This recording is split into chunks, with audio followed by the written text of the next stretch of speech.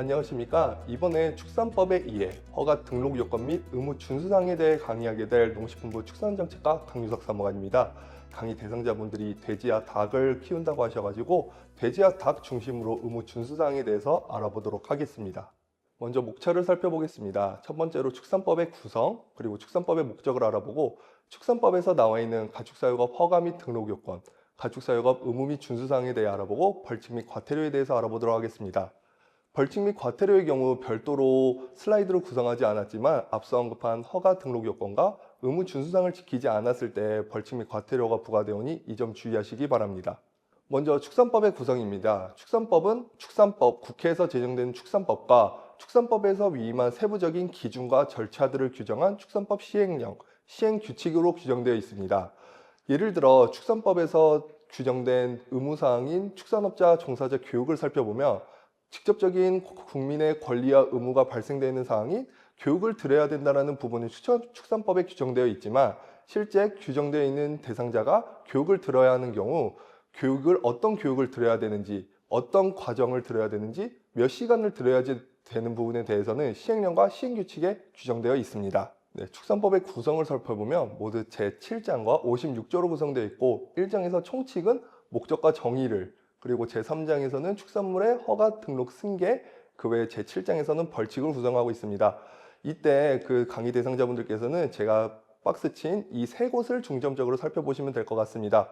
총칙에서는 목적과 정의를 말하고 있고 제3장의 축산물의 수급 파트에서는 축산업의 허가, 등록, 승계 요건, 준수사항, 정기점검, 축산 종사자 교육 등을 다루고 있으며 제7장 벌칙에서는 벌칙 조항과 과태료 등을 규정하고 있습니다. 축산법의 목적을 먼저 살펴보겠습니다. 축산법의 제1조에 따르면 이 법은 가축의 개량, 증신, 축산 환경 개선, 축산업의 구조 개선, 가축과 축산물의 수급 조절, 가격 안정 및 유통 등에 관한 사항을 규정하여 축산업을 발전시키고 축산농가의 소득을 증대시키며 축산물을 안정적으로 공급하는 데 이바지하는 것을 목적으로 한다고 적어져 있습니다. 그럼 여기서 강의 대상자분들이 궁금해하실 사항이 축산법에 이렇게 규제가 많은데 이게 과연 축산업을 발전시키는 데 도움이 되냐라고 궁금해하실 수 있습니다.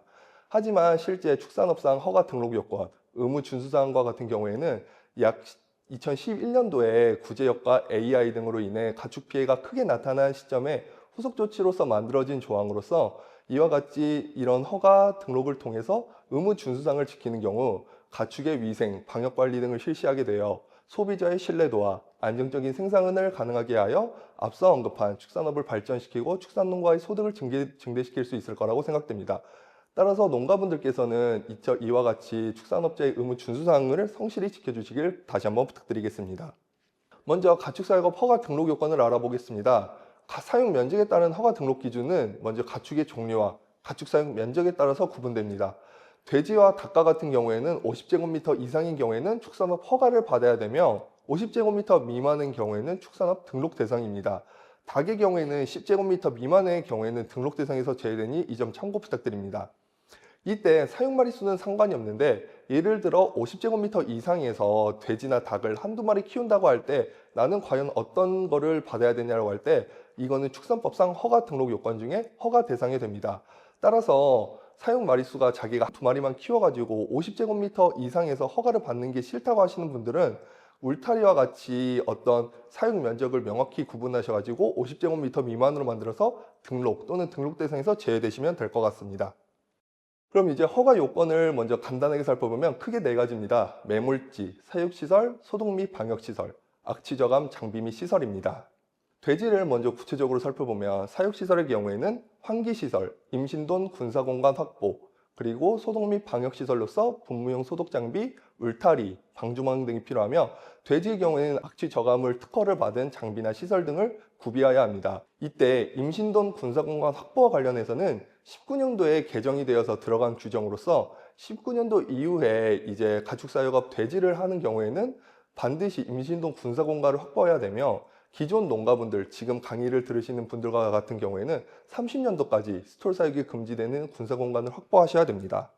다음으로는 가축사육업 허가 요건 중 가금에 대해서 먼저 살펴보겠습니다.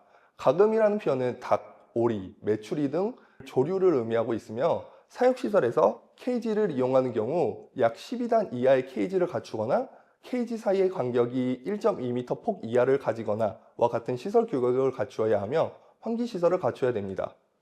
소독 및 방역시설의 경우에는 돼지와 동일하게 분무용 소독 장비, 울타리, 방조망 등을 갖춰야 되며 특이하게 산란기 사육업을 하는 가금 사육업의 경우에는 진란실을 갖춰야 됩니다.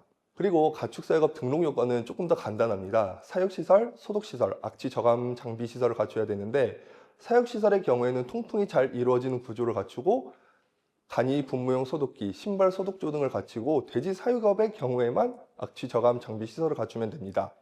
이때 통풍이 잘 이루어지는 구조에 대해서 명확하지 않다고 생각하실 수 있는데 이는 실제 인허가를 내주는 지자체 담당자가 환풍기라든지 아니면 창문이라든지를 보고 통풍이 잘 이루어지는 구조라고 판단이 되는 경우에 등록을 가능합니다.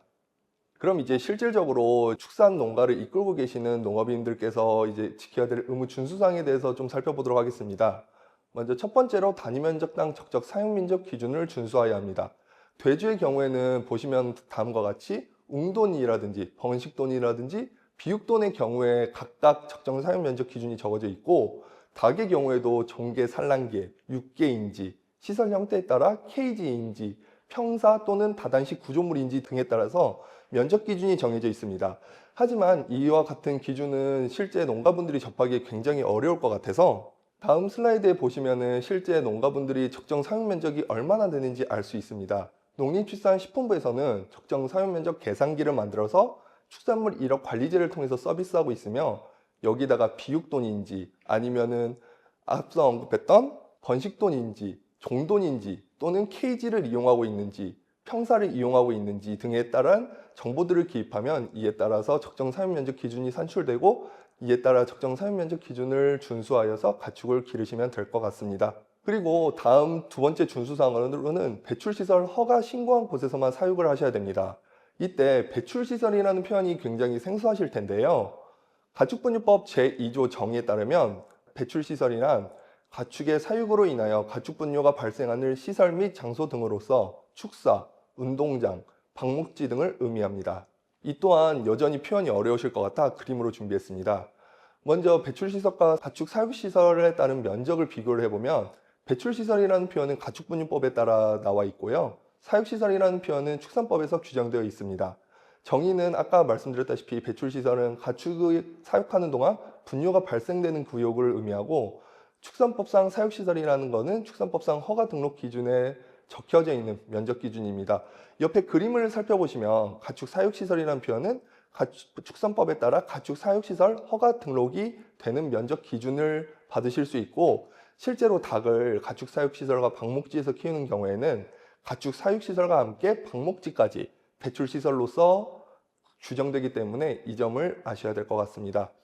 그래서 배출시설과 같은 경우에도 허가, 등록, 신고가 존재하고 돼지와 같은 경우에는 50제곱미터 이상의 경우에는 신고 대상이고 1000제곱미터의 경우에는 허가 대상입니다.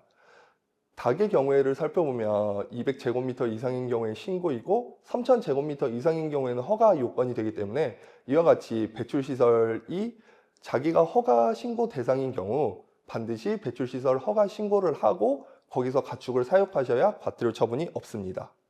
그 다음으로는 좀 간단한 의무 준수사항들을 살펴보도록 하겠습니다. 가축이 이동 출하할 때는 분뇨 등이 묻지 않도록 관리를 하셔야 됩니다.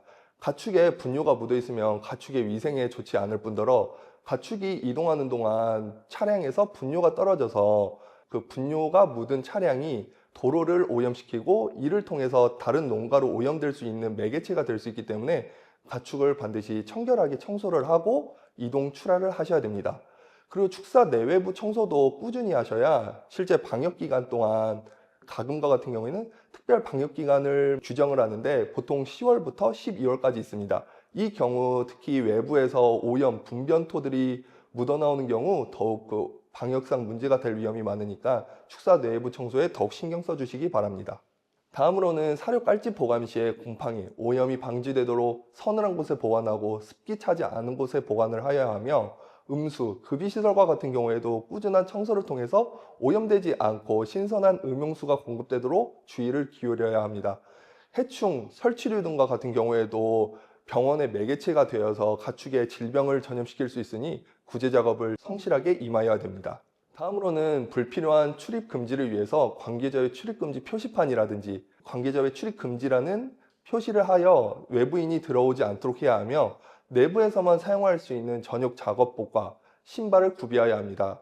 이 외에도 소독 기록과 기록부를 두어서 1년간 보관을 하고 폐사 현황과 같은 경우에도 2년을 보관하셔야 됩니다.